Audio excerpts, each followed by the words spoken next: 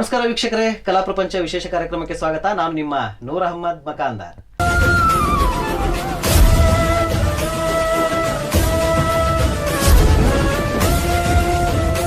ವೀಕ್ಷಕರೇ, ಇವತ್ತು ಈ ಕಲಾ ಪ್ರಪಂಚದಲ್ಲಿ, ಉತ್ತರ ಪ್ರಭಾದ ಕಲಾ ಪ್ರಪಂಚದಲ್ಲಿ ಶ್ವೇತಾ ಸಂಡೂರ್ ಅನ್ನುವಂತಹ ವಿಶೇಷ ಅತಿಥಿ ನಮ್ಮೊಟ್ಟಿಗಿದ್ದಾರೆ.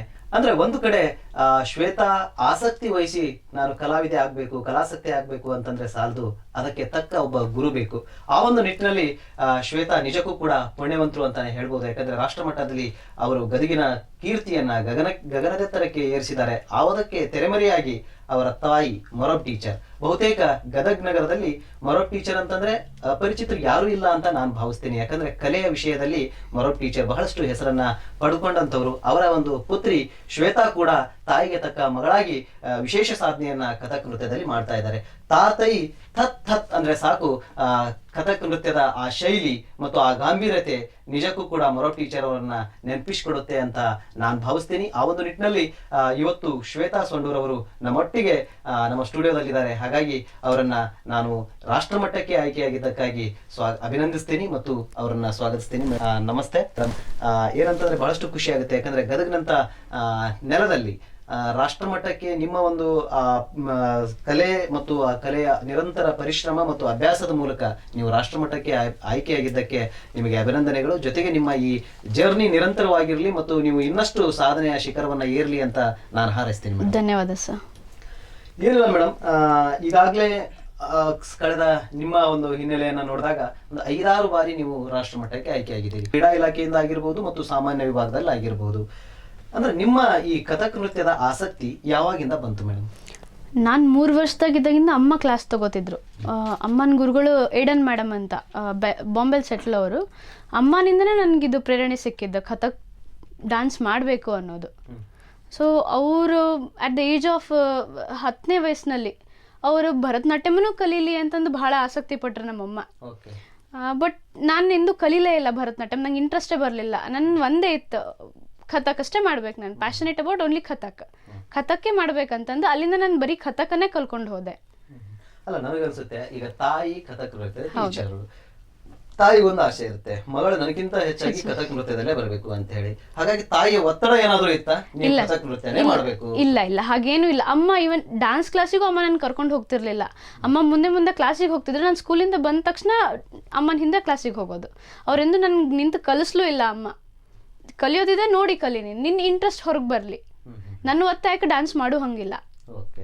ಹಾಗಾಗಿ 3 ವರ್ಷದಿಂದ ಇದು ಜರ್ನಿ ಆರಂಭ ಆಯಿತು. ಯಾವ ಹಂತದಲ್ಲಿ ಬಂತು ಇದು ಮುಂದುವರೆದ ಭಾಗವಾಗಿ? 6th ಸ್ಟ್ಯಾಂಡರ್ಡ್ವರೆಗೂ ನಾನು ಗದಗಲ್ಲೇ ಇದ್ದಿದ್ದು. ಸೊ 6th ಸ್ಟ್ಯಾಂಡರ್ಡ್ವರೆಗೂ ಅಮ್ಮನೇ ನನ್ನ ಗುರುಗಳಾಗಿದ್ರು. ಸೊ ಅಲ್ಲಿವರೆಗೂ ನಾನು ಮಧ್ಯಮ ಪೂರ್ಣ ಅಂತ ಗಂಧರ್ವ ಮಹಾವಿದ್ಯಾಲಯ ಎಕ್ಸಾಮ್ಸ್ ಎಲ್ಲ ಕಟ್ತಿದ್ದೆ. ಅಲ್ಲಿವರೆಗೂ ಮುಗಿಸಿದ್ದೆ ನಾನು. ಕಥಕ್ ನನ್ನ ಸೀನಿಯರ್ಸ್ ಎಲ್ಲರೂ ಆವಾಗ ಯೋಜನೋತ್ಸವದಲ್ಲಿ ನ್ಯಾಷನಲ್ಸ್ ಲೆವೆಲ್ಗೆಲ್ಲ ಹೋಗಿ ಬಂದಿದ್ರು. ಮೀನಾಕ್ಷಿ, ಡಾಕ್ಟರ್ ಶೈಲಾ ಅಂತೆಲ್ಲ. ಸೊ ಅವ್ರನ್ನೆಲ್ಲ ನೋಡಿ ನನಗೂ ಅನಿಸ್ತಿತ್ತು, ನಾನು ಯಾವಾಗ ಹೋಗ್ತೀನಿ. ಅಮ್ಮನ ಸ್ಟೂಡೆಂಟ್ಸ್ ಎಲ್ಲರೂ ಅವ್ರನ್ನೆಲ್ಲ ನೋಡಿ ನಾನು ಯಾವಾಗ ಹೋಗ್ತೀನಿ ಅಂತ. ನಾನು ಬರೀ ಡ್ಯಾನ್ಸೇ ಮಾಡ್ತಿದ್ದೆ, ಅಭ್ಯಾಸದ ಕಡೆ ಲಕ್ಷಣ ಇರ್ತಿದ್ದಿಲ್ಲ. ಸೊ ನಮ್ಮಮ್ಮ ಬರೀ ಡ್ಯಾನ್ಸಲ್ಲೇ ಇದ್ರೆ ಏನು ನಡೆಯಲ್ಲ ಜೀವನ. ಸೊ ಅನ್ನೋ ಒಂದು ರೀಸನ್ನಿಗೆ ಅಮ್ಮ 7th ನನ್ಗೆ ದೊಡ್ಡಮ್ಮನ ಕಡೆ ಇಟ್ರು. ದೊಡ್ಡಮ್ಮ ಏನ್ ಮಾಡ್ತಾ ಇದ್ರು? ಅಮ್ಮ ನಮ್ ದೊಡ್ಡಮ್ಮ ಸ್ಕೂಲ್ ಟೀಚರ್ ಆಗಿದ್ರು. ಅವ್ರು ಮಹಾರಾಷ್ಟ್ರ ಜೈಸಿಂಗ್ಪುರ್ ಅಂತ ಊರಲ್ಲಿ ಅಲ್ಲಿದ್ರು ಅವರು. ಸೊ ಅವ್ರ ಹತ್ರ ನನ್ಗೆ ಓದಕ್ ಬಿಟ್ರ ಅಲ್ಲಿ. ನೀವು 6ನೇ ಕ್ಲಾಸ್ ಮುಗಿಸಿದ ಮೇಲೆ ನೆಕ್ಸ್ಟ್ ಮಹಾರಾಷ್ಟ್ರ? ಹೌದು, ಸೆಟ್ಲ್ ಆಗಿ. ಹೌದು. ಅಲ್ಲಿ ಕೊಲ್ಲಾಪುರದಲ್ಲಿ ಒಬ್ರು ಸರ್ ಹತ್ರ ಹೋದೆ ನಾನು. But Jaysingpur to Kolhapur 1 hour journey. So ನಾನು ಅದು ಅಪ್ ಅಂಡ್ ಡೌನ್ ನನಗೆ ಮಾಡಕ್ ಆಗ್ಲಿಲ್ಲ. ಸೊ ಅಲ್ಲಿ ಸ್ವಲ್ಪ ಡಿಸ್ಕಂಟಿನ್ಯೂ ಆಯ್ತು ನನ್ನ ಡ್ಯಾನ್ಸ್. ಬಟ್ ಸ್ಕೂಲಲ್ಲಿ ಅಥವಾ ಇಲ್ಲಿ ಏನಾದರೂ ಫಂಕ್ಷನ್ ಇದ್ರೆ ಗದಗಲ್ಲಿ ಅವಾಗ ಅಮ್ಮ ಕರ್ಸೋರು, ಅವಾಗೆಲ್ಲ ಮಾಡೋದು. ಎಕ್ಸಾಮ್ ಸ್ವಲ್ಪ ಡಿಸ್ಕಂಟಿನ್ಯೂ ಆಯಿತು. ನಾನು ವಾಪಸ್ ಅಲ್ಲಿಂದ ಬಂದಿದ್ದು ಡಿಗ್ರಿಗೆ ವಾಪಸ್ ಬಂದೆ ಇಲ್ಲಿ. ಸೊ ಅಲ್ಲಿಂದ ಮತ್ತೆ ನಾನು ಕಂಟಿನ್ಯೂ ಮಾಡಿದೆ ಡ್ಯಾನ್ಸ್ನ. ಅಂದ್ರೆ ಅಲ್ಲಿ ಎಲ್ಲಿವರೆಗೂ, ಮಹಾರಾಷ್ಟ್ರದಲ್ಲಿ ಎಲ್ಲಿವರೆಗೂ ನಿಮ್ಮ ವಿದ್ಯಾರ್ಥಿ ಮುಂದುವರಿತು? 7th ಇಂದ ನಾನು PUC 2nd year ವರೆಗೂ ಮಹಾರಾಷ್ಟ್ರದಲ್ಲೇ ಓದಿದ್ದು. 7th ಇಂದ 10th ವರೆಗೂ ಜೈಸಿಂಗ್ಪುರಲ್ಲಿ ಓದಿದ್ದು ಸ್ಕೂಲಲ್ಲಿ. Next GA college of commerce Sangli ನಾನು ಓದಿದ್ದು. PUC 1st year 2nd year commerce ಓದಿದ್ದಲ್ಲಿ. ಅಷ್ಟು ವರ್ಷದ ಗ್ಯಾಪ್ ಆದಾಗ ನಿಮ್ಮ ಈ ಪ್ರಾಕ್ಟೀಸ್ ಏನಾದರೂ ಅನಿಸ್ತಾ? ಇಲ್ಲ, ನಾನು CD ಹಾಕೊಂಡು ಯೂಟ್ಯೂಬ್ ನೋಡಿ ಅಲ್ಲಿ ನೋಡಿ ಇಲ್ಲಿ ನೋಡಿ ಡ್ಯಾನ್ಸ್ ಮಾಡ್ತಾನೆ ಇದ್ದೆ ಮನೆಯಲ್ಲಿ. ಆಮೇಲೆ ಎವ್ರಿ ಇಯರ್ ಸ್ಕೂಲ್ ಗ್ಯಾದರಿಂಗಿಗೆ ನಂದು ಡಾನ್ಸ್ ಫಿಕ್ಸ್ ಇರ್ತಿತ್ತು, ನಾನು ಮಾಡೇ ಮಾಡ್ತಿದ್ದೆ. ಅಂದ್ರೆ ನೀವು 6th ಸ್ಟ್ಯಾಂಡರ್ಡ್ ವರ್ಗುನು ಬರೀ ಡ್ಯಾನ್ಸ್ ಕಡೆ ಲಕ್ಷ್ಯ ಇದ್ದಿದ್ದಕ್ಕೆ ಶಿಕ್ಷಣ ನಿಮಗೆ ಒಂದ್ ಸ್ವಲ್ಪ ಯಾಕೋ ಅದು ಓಕೆ. ನೀವು ತಾಯಿ ಆಸೆ ಹಂಗೆ ಮಹಾರಾಷ್ಟ್ರಕ್ಕೆ ಹೋದ್ಮೇಲೆ ಅದು ಏನಾದ್ರೂ ಪ್ರಯೋಜನಕ್ಕೆ ಬಂತ? ನಾನು ಈಗ M.Com ಗ್ರಾಜುಯೇಟ್ ಕಾಮರ್ಸಲ್ಲಿ ವಿತ್ ಡಿಸ್ಟಿಂಕ್ಷನ್. ನನ್ನ ಕಾಲೇಜಿಗೆ ನಾನೇ ಫಸ್ಟ್ ಅವಾಗ. ಸೊ ನಮ್ಮ ದೊಡ್ಡಮ್ಮನಿಂದ ನಾನು ಎಜುಕೇಶನಲ್ಲಿ ಮುಂದೆ ಬಂದೆ, ತಾಯಿಯಿಂದ ಡ್ಯಾನ್ಸಲ್ಲಿ ಮುಂದೆ ಬಂದಿದ್ದು. ಅಂದ್ರೆ ತಾಯಿ ನಿಮ್ಮ ಹವ್ಯಾಸ ಅಂದ್ರೆ ನಿಮ್ಮ ಫ್ಯಾಷನ್ಗೆ ಒಂದು ಜೀವ ತುಂಬಿದ್ರು, ದೊಡ್ಡಮ್ಮ ನಿಮ್ಮ ಶಿಕ್ಷಣ ಕರಿಯರ್ಗೆ ಒಂದು ಜೀವ ತುಂಬಿದ್ರು. ಓಕೆ. ಅಂದ್ರೆ ಈಗ ಸದ್ಯಕ್ಕೆ ಯಾಕಂದ್ರೆ ಮೊನ್ನೆ ರಾಷ್ಟ್ರ ಮಟ್ಟಕ್ಕೆ ನೀವೇನು ಆಯ್ಕೆ ಆಗಿದ್ರಲ್ಲ, ಯಾವ ತರದ ಪ್ರಕ್ರಿಯೆ ಇತ್ತು ಮತ್ತು ಎಷ್ಟು ಜಿಲ್ಲೆಯವರು ಭಾಗವಹಿಸಿದ್ರು ಮೇಡಮ್? ಈ ಸರಿ ಡ್ಯೂ ಟು COVID-19 ಇಂದ ಈ ಸರಿ ಲೈವ್ ಏನೂ ಮಾಡಲಿಲ್ಲ, ಎಲ್ಲ ಆನ್ಲೈನಲ್ಲಿ ನಡೀತು. ವಿಡಿಯೋ ಮಾಡಿ ಡಿಸ್ಟ್ರಿಕ್ಕಿಂದ ವಿಡಿಯೋ ಮಾಡಿ ಸ್ಟೇಟಿಗೆ ಕಳಿಸೋದು, ಸ್ಟೇಟಲ್ಲಿ ಬಂದರೆ ವಾಪಸ್ ನ್ಯಾಷನಲ್ಸಿಗೆ ಕಳಿಸೋದು ಅಂತ ಮಾಡಿತ್ತು. ಸೊ ನಾವು ಡಿಸ್ಟ್ರಿಕಲ್ಲಿ ಏನು ಡ್ಯಾನ್ಸ್ ಮಾಡಿದ್ವು ಅದೇ ಫೈನಲ್ ನ್ಯಾಷನಲ್ ಲೆವೆಲ್ ಪರ್ಫಾರ್ಮೆನ್ಸ್ ಕೂಡ ಆಗಿತ್ತು. ಸೊ ಡಿಸ್ಟ್ರಿಕಲ್ಲಿ ಫಸ್ಟ್ ಸೆಲೆಕ್ಟ್ ಆಗಿ ಆಮೇಲೆ ಸ್ಟೇಟಿಗೆ ಸೆಲೆಕ್ಟ್ ಆದ್ವಿ ಫಸ್ಟು. ಈಗ ನ್ಯಾಷನಲ್ಸಿಗೆ ವಿಡಿಯೋ ಹೋಗಿದೆ. ಓಕೆ. ಅಲ್ಲಿ ಅದು ಯಾವಾಗ ಡೇಟಾ ಏನಾದರೂ ಆಗಿದೆ? ಇನ್ನೂ ಬಂದಿಲ್ಲ. ಓಕೆ ಸರಿ. ಅಂದ್ರೆ ಈ 5-6 ಸಾರಿ ನೀವು ಸೆಲೆಕ್ಟ್ ಆಗಿದೆ. ಅದರಲ್ಲಿ ಲೈವ್ ಆಗಿ ಏನಾದರೂ ಹೋಗಿ ಭಾಗವಹಿಸಿದ್ರಾ? ನಾನು 3 ಸರಿ ಲೈವ್ ಮಾಡಿದ್ದು. ಫಸ್ಟ್ ಟೈಮ್ ನಾನು ಡೆಲ್ಲಿ ಸೆಲೆಕ್ಟ್ ಆಗಿತ್ತು, ಅಲ್ಲಿ ಹೋಗಿ ಲೈವ್ ಪರ್ಫಾರ್ಮೆನ್ಸ್ ಕೊಟ್ಟು ಬಂದೆ. ನನ್ಗೆ ಸಾಕಷ್ಟು ವಿಷಯ ಅಲ್ಲಿ ಕಲಿಯಕ್ಕೆ ಸಿಕ್ತು ಆ್ಯಕ್ಚುಲಿ. ಅಲ್ಲೆಲ್ಲರೂ ಲೈವ್ ಪರ್ಫಾರ್ಮೆನ್ಸ್ನ ತೊಗೊಂಡು ಬರ್ತಿದ್ರು. ನನಗೊಂದು ಆಸಕ್ತಿ, ನಮ್ಮ ಗದಗಿಂದ ನ್ಯಾಷನಲ್ಸಿಗೆ ಲೈವ್ ಕರ್ಕೊಂಡು ಹೋಗ್ಬೇಕು, ಹಿಂದೆ ಹಾಡೋರು ಬಾರಿಸೋರು ಎಲ್ಲರನ್ನೂ ಕರ್ಕೊಂಡು ಹೋಗ್ಬೇಕು ಅನ್ನೋದು ಆಸಕ್ತಿ ಇದೆ. ಸೊ ಫಸ್ಟ್ ಟೈಮ್ ಅಲ್ಲಿ ಮಾಡಿದ್ದು. ಸೆಕೆಂಡ್ ಟೈಮ್ ನಾನು ರಾಯ್ಪುರಲ್ಲಿ ಮಾಡಿದ್ದು. Third time due to gang rape ಡೆಲ್ಲಿಲಿ ಆತಲ್ಲ, ಹಿಂಗಾಗಿ ನ್ಯಾಷನಲ್ಸ್ ನಡೀಲೇ ಇಲ್ಲ ಆ ವರ್ಷ. ಸೊ ಇದು 4th ಟೈಮ್ ಭಾಗವಹಿಸಿದಾಗ ಸಾಕಷ್ಟು ರಾಜ್ಯದಿಂದ ಅಲ್ಲಿ ಸ್ಪರ್ಧಾಳುಗಳು ಬಂದಿರುತ್ತಾರೆ. ಆ ಸಮಯದಲ್ಲಿ ನಿಮಗೂ ಅನುಭವಕ್ಕೆ ಬಂದಿರುವಂತದ್ದು ಏನಲ್ಲಿ ವಿಶೇಷತೆ? ಫಸ್ಟ್ ಟೈಮ್ ನಾನು ಹೋದಾಗ ಸ್ವಲ್ಪ ನರ್ವಸ್ ಆದೆ. ಅಲ್ಲೆಲ್ಲ ಬಂದವರು ಘರಾನಾಯಿಂದ ಬಂದವರು, ಕಥಕ್ ಘರಾನ ಗುರುಗಳೇನಿರ್ತಾರಲ್ಲ ಅವ್ರ ಶಿಷ್ಯಂದ್ರು, ಅವ್ರ ಮೊಮ್ಮಕ್ಕಳು ಎಲ್ಲ ಬಂದಿದ್ರಲ್ಲಿ. ಸೊ ನಾವಲ್ಲೇ ಡ್ಯಾನ್ಸ್ ಮಾಡಿದಾಗ ನಮ್ಮನ್ನು ಹೇಗೆ ನೋಡ್ತಾರೆ ಅನ್ನೋದು ನಮಗೆ ಗೊತ್ತಿರಲಿಲ್ಲ. ನಾವು ಮಾಡೋದು ಸರಿ ತಪ್ಪು ಅದನ್ನು ಅವರು ಜಡ್ಜ್ ಮಾಡ್ತಾರಲ್ಲ. ಬಟ್ ನಾವು ಯಾವಾಗ ಪರ್ಫಾರ್ಮ್ ಮಾಡಿದ್ವಲ್ಲ, ಯಾರು ಹಿಂಗೆ ತಪ್ಪು ಅನ್ನೋದನ್ನ ಯಾರು ಹೇಳಲಿಲ್ಲ ಅಲ್ಲಿ. ಎಲ್ಲರೂ ಪ್ರೋತ್ಸಾಹಿಸಿದ್ರು, ಚೆನ್ನಾಗಿ ಮಾಡಿದ್ರೆ ಇನ್ನು ನೆಕ್ಸ್ಟ್ ಟೈಮ್ ಚೆನ್ನಾಗಿ ಮಾಡಿ. ಸೊ ಯಾರು ಹಿಂಗೆ ಕೆಳಗಡೆ ಮಾಡಲಿಲ್ಲ ನಮ್ಮನ್ನ. ಅಂದ್ರೆ ನಮ್ಮ ಜಿಲ್ಲೆಯಲ್ಲಿ ಆಗಿರ್ಬೋದು, ನಮ್ಮ ಉತ್ತರ ಕರ್ನಾಟಕದಲ್ಲಿ ಆಗಿರ್ಬೋದು, ಈ ಕಥಕ್ ಅಂದ್ರೆ ಇನ್ನು ಅಷ್ಟಾಗಿ ಬೆಳೆದಿಲ್ಲ. ಅಂದ್ರೆ ಏನ್ ಮೇಡಮ್ ಇದು ಕಥಕ್ ಅಂದ್ರೆ? ಕ್ಲಾಸಿಕಲ್ ಡ್ಯಾನ್ಸ್ ಫಾರ್ಮ್ಸ್ ಇಂಡಿಯಾದಲ್ಲಿ ಎಷ್ಟಿದಾವೆ? 8 ಕ್ಲಾಸಿಕಲ್ ಡ್ಯಾನ್ಸ್ ಫಾರ್ಮ್ಸ್ ಇದಾವೆ. ಭರತನಾಟ್ಯಂ, ಕೂಚಿಪುಡಿ, ಒಡಿಸ್ಸಿ, ಮಣಿಪುರಿ, ಹಾಗೆ ಕಥಕ್ಕು ಒಂದು ಫಾರ್ಮ್. ಇಲ್ಲಿ ಜಾಸ್ತಿ ಗೊತ್ತಿರೋದು ಭರತನಾಟ್ಯಂ, ತಪ್ಪಿದ್ರೆ ಕೂಚಿಪುಡಿ ಗೊತ್ತು. ಇದೆರಡು ಬಿಟ್ರೆ ಬಾಕಿ ಯಾವ ಫಾರ್ಮು ಗದಗಲ್ಲಿ ಗೊತ್ತಿಲ್ಲ. ಸೊ ಕಥಕ್ ಈಗ ಅಮ್ಮ ಕಲಿಸ್ತಿದ್ದಾರೆ. ಕಥಕ್ ಅನ್ನೋದು ಕ್ಲಾಸಿಕಲ್ ಡ್ಯಾನ್ಸ್ ಅಮ್ಮ ಮಾಡ್ತಾರೆ ಅನ್ನೋದು ಗೊತ್ತು, ಬಟ್ ಕಥಕ್ ಅಂದ್ರೆ ಏನ್ ಅಂತ ಆಕ್ಚುಲಿ ಬಹಳ ಜನಕ್ಕೆ ಗೊತ್ತಿಲ್ಲ. ಸೊ ಭರತನಾಟ್ಯಮು ಕಥಕ್ ಬಹಳ ಡಿಫ್ರೆನ್ಸಸ್ ಇದೆ. ಭರತನಾಟ್ಯಂ ಒಳಗೆ ನಾವು ಅರ್ಮಂಡಿ ಅರ್ಧ ಬಗ್ಗಿ ಮಾಡ್ತೀವಿ, ಕಥಕಲ್ಲಿ ನಾವು ಸ್ಟ್ರೇಟ್ ನಿಂತು ಮಾಡ್ತೀವಿ. ಭರತನಾಟ್ಯಂ ಅಲ್ಲಿ ಎಕ್ಸ್ಪ್ರೆಷನ್ಸ್ ಜಾಸ್ತಿ ಇರುತ್ತೆ, ಅಡವುಗಳು ಬರ್ತವೆ, ಆಮೇಲೆ ದೇವರ ನಾಮ, ಅಲರಿಪು ಹಿಂಗೆಲ್ಲ ಬರುತ್ತೆ. ಬಟ್ ಕಥಕಲ್ಲಿ ನಮ್ದು ತತ್ಕಾರ ಅಂದ್ರೆ ಕಾಲಿಂದ ಜೊತೆ ನಾವು ಟ್ಯಾಪ್ ಮಾಡಿ ಮಾಡ್ತೀವಲ್ಲ ಡ್ಯಾನ್ಸು, ಅದು ನಮ್ದಲ್ಲಿ ಬಹಳ ಇಂಪಾರ್ಟೆಂಟ್. ಸೊ ಅದಕ್ಕೆ ನಮ್ಗೆ ಗೆಜ್ಜೆ ಬಹಳ ಬೇಕು. ಒಂದು ಕಾಲಲ್ಲಿ ನಿಯರ್ ಬೈ 100 ಗೆಜ್ಜೆಯಿಂದ 110 ಗೆಜ್ಜೆ ಆದ್ರೂ ನಾವು ಹಾಕ್ತೀವಿ. ಅಂದ್ರೆ ಈಗ ಇತ್ತೀಚಿನ ದಿನಗಳಲ್ಲಿ ರಾಜ್ಯದಲ್ಲೂ ಕೂಡ ಕಥಕ್ಕಿಗೆ ವಿಶೇಷ ಮನ್ನಣೆ ಸಿಗ್ತಾ ಇದೆ ಅಂತ ಅನ್ಸುತ್ತಾ? ಸಿಗ್ತಾ ಇದೆ. ಇತ್ತೀಚೆಗೆ ಲಾಸ್ಟ್ ಟೈಮ್ ಸಂಗೀತ ನೃತ್ಯ ಅಕಾಡೆಮಿ ಅಧ್ಯಕ್ಷರು ನಿರುಪಮಾ ರಾಜೇಂದ್ರ ಅಂತ ಇದ್ರು, ಅವರು ಕಥಕ್ ಡ್ಯಾನ್ಸರ್. ಅವರಿಂದನೇ ಸ್ವಲ್ಪ ಬೂಸ್ಟಪ್ ಆಗಿದ್ದಿಲ್ಲಿ ಕಥಕ್. ಅಂದ್ರೆ ರಾಜ್ಯ ಮಟ್ಟ ಆಯ್ತು, ರಾಷ್ಟ್ರ ಮಟ್ಟದಲ್ಲೂ ಕೂಡ ಸಾಕಷ್ಟು ಹೋಗಿದ್ದೀರಿ. ಈಗ ರಾಷ್ಟ್ರ ಮಟ್ಟಕ್ಕೆ ಇನ್ನೇನು ಹೋಗೋರಿದ್ದೀರಿ, ತಯಾರಿ ಹೇಗಿದೆ? ಮತ್ತೆ ತಾಯಿ ಸಾಥ?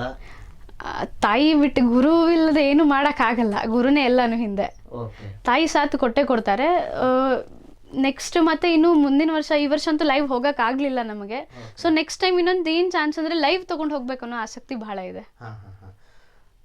ಅಂದ್ರೆ ಮೇಡಮ್ ಈಗಾಗಲೇ ಒಂದು ಹಂತದಲ್ಲಿ 6ನೇ ತರಗತಿಯ ನಂತರ ನಿಮ್ಮ ಜರ್ನಿ ಮಹಾರಾಷ್ಟ್ರದಿಂದ ಮತ್ತೆ ಇಲ್ಲಿಗೆ ಬಂದ್ರಿ, M.Com ಅನ್ನ ಮುಗಿಸ್ಕೊಂಡ್ರಿ, ಮತ್ತೆ ನಿಮ್ಮ ಹವ್ಯಾಸ ಆರಂಭ ಆಯ್ತು. ಓಕೆ, ಅದಾದ ನಂತರ ಸಾಂಪ್ರದಾಯಿಕವಾಗಿ ಏನೆಲ್ಲ ಆಗ್ಬೇಕು, ಮದುವೆ ಆಯ್ತು. ಮದುವೆ ಆದ್ಮೇಲೆ ನನಗನ್ಸುತ್ತೆ ಏನಂತಂದ್ರೆ, ಓಕೆ ತಾಯಿ ಮನೆಯಲ್ಲಿ ಈ ತರದ ಆಸಕ್ತಿ ನಿಮಗಿತ್ತು ಮತ್ತು ತಾಯಿಗೆ ಕೂಡ ಇತ್ತು. ಇನ್ನು ಅತ್ತೆ ಮಾವನ ಮನೆಯಲ್ಲಿ ನಿಮ್ಮ ಕಲೆಗೆ ಯಾವ ರೀತಿ ಪ್ರೋತ್ಸಾಹ ಇದೆ? ಹೇಳ್ಬೇಕಂದ್ರೆ ನಮ್ಮ ಅತ್ತೆ ಮಾವ ಅವರು ಕಿರೇಸೂರಿಗೆ ನಾನು ಕೊಟ್ಟಿದ್ದೆ ಆ್ಯಕ್ಚುಲಿ ಅಲ್ಲಿ. ಬಟ್ ನಾನು ಫಸ್ಟ್ ಟೈಮ್ ಮೀಟ್ ಆದಾಗ ನಾನು ಡ್ಯಾನ್ಸ್ ಮಾಡ್ತೀನಿ, ಕ್ಲಾಸಿಕಲ್ ಡ್ಯಾನ್ಸ್, ನನ್ಗೆ ಇಂಟ್ರೆಸ್ಟ್ ಭಾಳ ಇದೆ, ನಾನು ಬಿಡೋಕ್ಕಾಗಲ್ಲ ಅಂತೆಲ್ಲ ಹೇಳಿದೆ ನಮ್ಮ ಮನೆಯವ್ರ ಹತ್ರ. ಅವ್ರಿಗೇನು ಇದಿರಲಿಲ್ಲ, ನೀವು ಇನ್ನೂ ನಾನು ನಿಮಗೆ ಭಾಳ ಸಪೋರ್ಟಿವ್ ಇರ್ತೀನಿ, ನೀವೆಲ್ಲಿ ಹೋಗಬೇಕು ಏನು ಮಾಡಬೇಕು ಎಲ್ಲನೂ ಮಾಡಿ ಅಂತಲೇ ಹೇಳಿದ್ರು ಅವರು. ಮದುವೆಗಿಂತ ಮುಂಚೆ ಯಾವ ರೀತಿ ಅವ್ರು ಹೇಳಿದ್ರು, ಮದುವೆ ಆದಮೇಲೆ ಹಾಗೆ ಸಪೋರ್ಟ್ ಮಾಡ್ತಿದ್ದಾರೆ ಅವ್ರು ನನಗೆ. ಮತ್ತು ನಮ್ಮ ಅತ್ತೆ ಮಾವ ಸುದ ನಂದು ಎಲ್ಲೇ ಫಂಕ್ಷನ್ ಆಗಲಿ, ಎಲ್ಲೇ ಕಾಂಪಿಟೇಷನ್ಸ್ ಆಗಲಿ, ಅವ್ರು ಯಾವಾಗಿದ್ರೂ ನೋಡಕ್ಕೆ ಬರ್ತಾರೆ ಅವರು.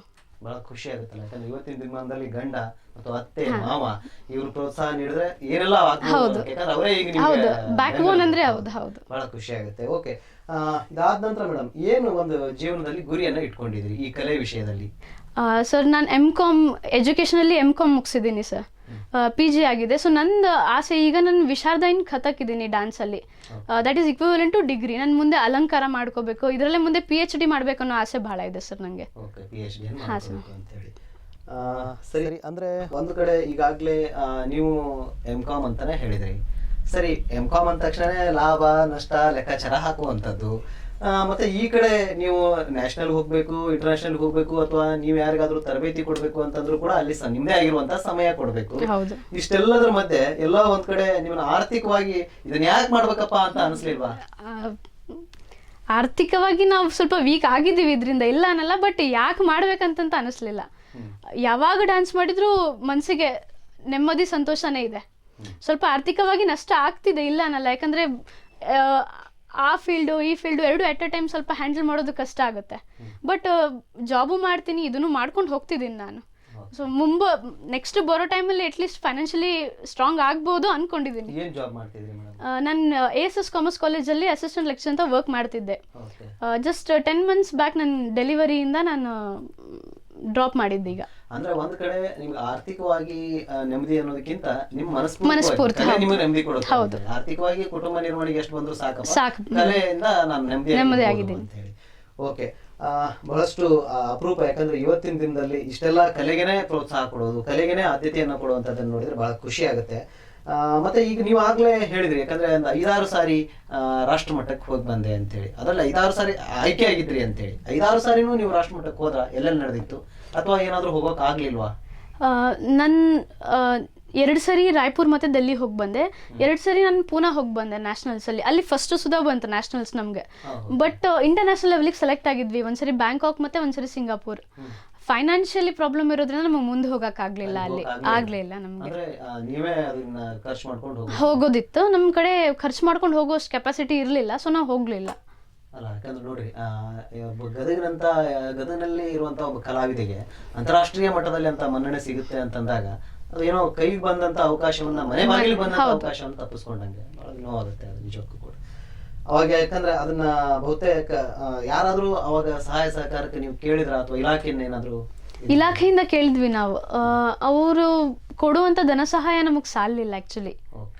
ಜಿಲ್ಲಾ ಪಂಚಾಯತಿಂದನೂ ಕೇಳಿದ್ವಿ, ಕನ್ನಡ ಸಂಸ್ಕೃತಿ ಇಲಾಖೆಯಿಂದನೂ ಕೇಳಿದ್ವಿ, ಅವರು ರೆಡಿ ಇದ್ರು ಕೊಡಕ್ಕೆ. ಬಟ್ ಅವ್ರು ಎಷ್ಟಾಗ್ತಿತ್ತು ಅಷ್ಟು ನಮಗ ಇದಾಗ್ಲಿಲ್ಲ. ಓಕೆ ವೀಕ್ಷಕರೇ, ನೋಡಿದಲ್ಲ, ಒಂದು ಕಡೆ ಅವಕಾಶಗಳು ಮನೆ ಬಾಗಿಲಿಗೆ ಬಂದಾಗೂ ಕೂಡ ಆ ಅವಕಾಶಗಳನ್ನ ಸದುಪಯೋಗ ಮಾಡ್ಕೊಳ್ಳೋದಕ್ಕೆ ಆಗ್ಲಿಲ್ಲ ಅನ್ನುವಂತಹ ನೋವು ಶ್ವೇತಾ ಅವ್ರದ್ದಾಗಿದೆ. ಹೀಗೆ ಸಾಕಷ್ಟು ವಿಚಾರಗಳನ್ನ ಮತ್ತೆ ಅವ್ರ ಜೊತೆಗೆ ಮಾತಾಡೋಣ.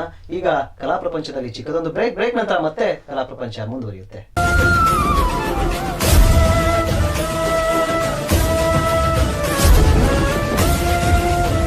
ರೇವತಿ ಕ್ರಿಯೇಷನ್ಸ್ ಶಿಕ್ಷಣ ಸಂಸ್ಥೆಗಳು, ಹೋಟೆಲ್, ಹಾಸ್ಪಿಟಲ್, ಪ್ರಾಡಕ್ಟ್, SSGಗಳ ಪ್ರಮೋಷನ್ ಮಾಡಲಾಗುವುದು. ಜೊತೆಗೆ ಡಾಕ್ಯುಮೆಂಟರಿ, ಸ್ಪೆಷಲ್ ಸ್ಟೋರಿ ಜಾಹೀರಾತಿಗಾಗಿ ಸಂಪರ್ಕಿಸಿ Revathi creations, DGM Ayurveda college ಹತ್ತಿರ, ನಂದೀಶ್ವರ ನಗರ, ಕಳಸಾಪುರ ರಸ್ತೆ, ಗದಗ್. 582101. Mobile number 9019224429.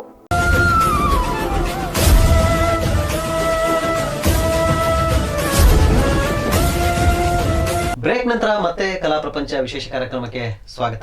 ವೀಕ್ಷಕರೇ, ಈಗಾಗಲೇ ಶ್ವೇತಾ ಅವರ ಜೊತೆಗೆ ಬಹಳಷ್ಟು ವಿಚಾರವಾಗಿ ಕಲೆಯ ಬಗ್ಗೆ ಮತ್ತು ಕಥಕ್ ನೃತ್ಯದ ಬಗ್ಗೆ ಸಾಕಷ್ಟು ವಿಚಾರ ಮತ್ತು ಅವರು ನಡೆದು ಬಂದ ಹಾದಿಯ ಕುರಿತು ಸಾಕಷ್ಟು ವಿಷಯಗಳನ್ನ ಅವರಿಂದ ತಿಳ್ಕೊಂಡಿದ್ವಿ.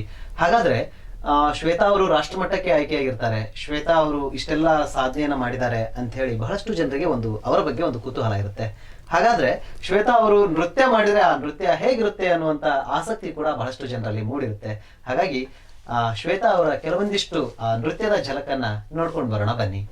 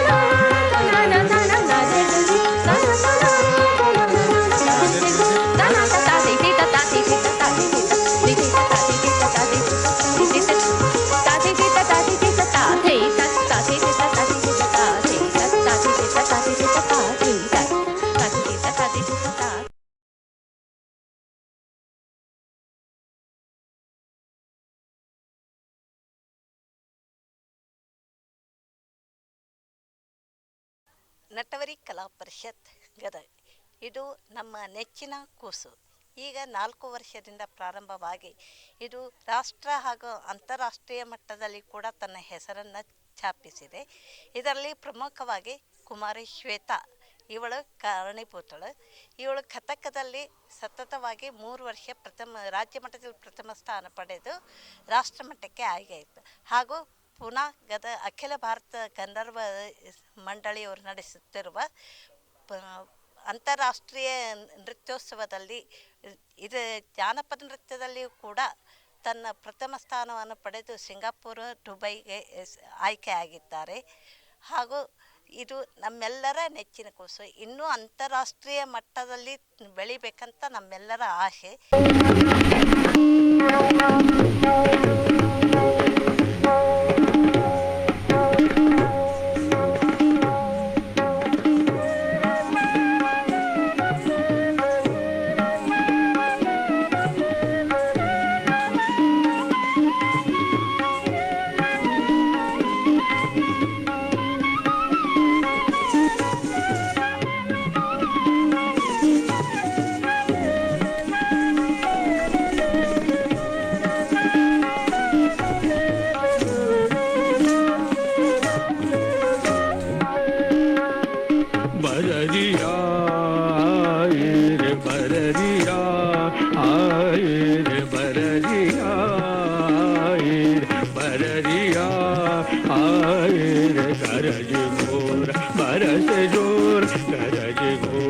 बरस जोर दामिनी कौन चौक जाए सजरिया आयर बररिया आयर बररिया आयर बररिया आयर बररिया आयर गरज घोर बरस जोर गरज घोर बरस जोर दामिनी कौन चौक जाए सजरिया आयर बररिया आयर बररिया आयर बररिया आयर बररिया आयर गरज घोर बरस जोर गरज घोर बरस जोर दामिनी कौन चौक जाए सजरिया आयर बररिया। संगलिए ग्वाल बाल नट नागर नंदलाल सखियां सब उमंग भरी गोवर्धन जात है। गिरिवर की पूजा करन त्राम तत थई आनंद मनावत है।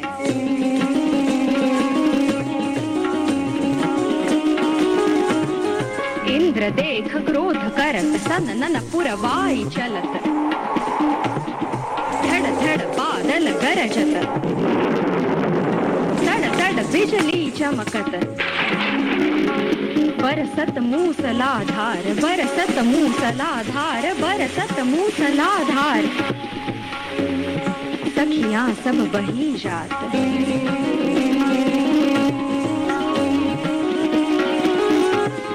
कृष्ण चंद्र गोवर्धन नख पर उठाए लेत नख पर उठाए ले ब्रिज को बचाए लेत ब्रिज को बचाए लेत ब्रिज को बचाए लेत धा।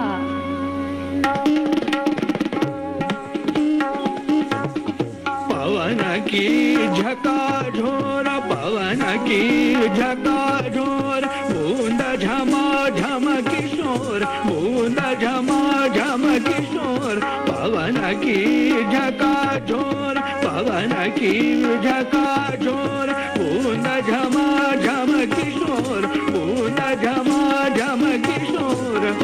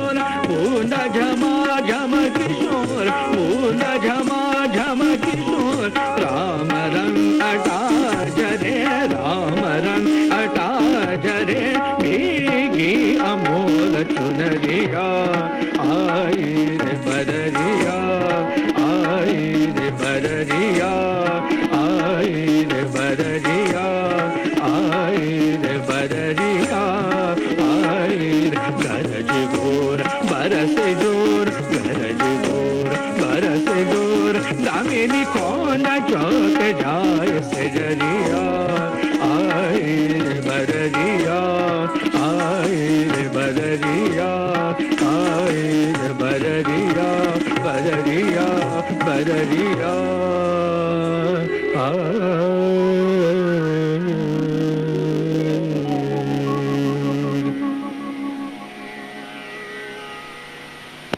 ನಮಸ್ಕಾರ. ನಟವರಿ ಕಲಾ ಪರಿಷತ್ ಕಾರ್ಯದರ್ಶಿ ಹಾಗೂ ವಿದ್ಯಾರ್ಥಿಯಾಗಿ ಕೂಡ ಸುಮಾರು 10 ವರ್ಷಗಳಿಂದ ನಾನು ಅವರ ಶ್ರೀಮತಿ ವಿದ್ಯಾ ಮೊರಬ್ ಅಧ್ಯಕ್ಷರು ಹಾಗೂ ಸಂಸ್ಥಾಪಕರಾದಂಥ ವಿದ್ಯಾ ಮೊರಬ್ ಅವರ ಗರಡಿಯಲ್ಲಿ ಕೂಡ ನಾನು ಸುಮಾರು 10 ವರ್ಷಗಳಿಂದ ಒಬ್ಬ ಜಾನಪದ ಕಲಾವಿದನಾಗಿ ನಾನು ಕೂಡ ಅಲ್ಲಿ ಕಾರ್ಯನಿರ್ವಹಿಸ್ತಾ ಇದ್ದೀನಿ. ಮೊದಲು ಈ ನಟವರಿ ಕಲಾ ಪರಿಷತ್ ಅನ್ನೋಕ್ಕಿಂತ ಮುಂಚೆ, ಅಸ್ತಿತ್ವ ಬರೋಕ್ಕಿಂತ ಮುಂಚೆ ವಿಜಯ ನಾಟ್ಯ ಸಂಘ ಅಂತ ಹೇಳಿ ಅಂಥ ಹೆಸರಿನಲ್ಲಿ ಅನಧಿಕೃತವಾಗಿ ಕೂಡ ನಾವು ಅಲ್ಲಿ ಏನು ಮಾಡ್ತಿದ್ವಿ, ಒಂದು ಕಲಾ ಸೇವೆನ ಅಲ್ಲಿ ಮಾಡ್ತಿದ್ವಿ. ಸುಮಾರು 40 ವರ್ಷಗಳಿಂದ ಈ ವಿದ್ಯಾ ಮೊರಬ್ ಅವರ ಸಾರಥ್ಯದಲ್ಲಿ ಅನೇಕ ಶಾಲಾ ಕಾಲೇಜು ವಿದ್ಯಾರ್ಥಿಗಳು ಕೂಡ ಭಾಗವಹಿಸಿ ಶಾಸ್ತ್ರೀಯ ಹಾಗೂ ಜನಪದ ಈ ಎರಡೂ ನಮ್ಮ ಭಾರತೀಯ ಮೂಲ ಸಂಸ್ಕೃತಿಗಳಾದ ಕಲೆಗಳಾದ ಈ ಜಾನಪದ ಹಾಗೂ ಹಲವಾರು ಶಾಸ್ತ್ರೀಯ ನೃತ್ಯ ಸಂಗೀತವನ್ನು ಅವರು ವಿದ್ಯಾರೂಪದಲ್ಲಿ ಹಲವಾರು ವಿದ್ಯಾರ್ಥಿಗಳಿಗೆ ದಾರಿ ಎರಿತಾ ಇದ್ದಾರೆ.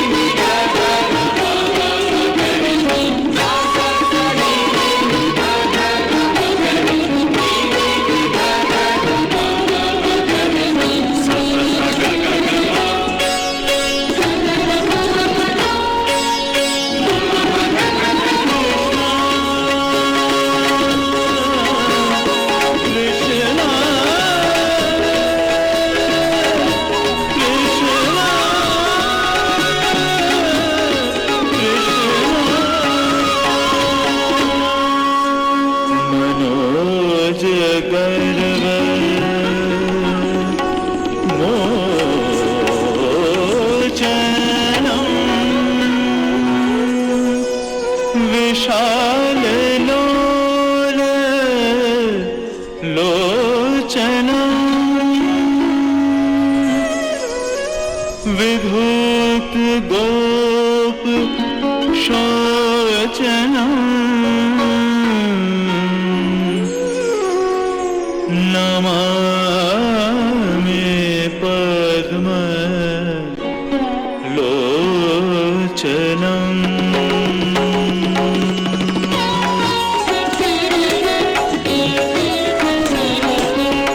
करारविन्द भूधरं स्मिताभलोक सुन्दरं महेन्द्र नमामि कृष्ण वारणं नमामि कृष्ण वारणं नमामि कृष्ण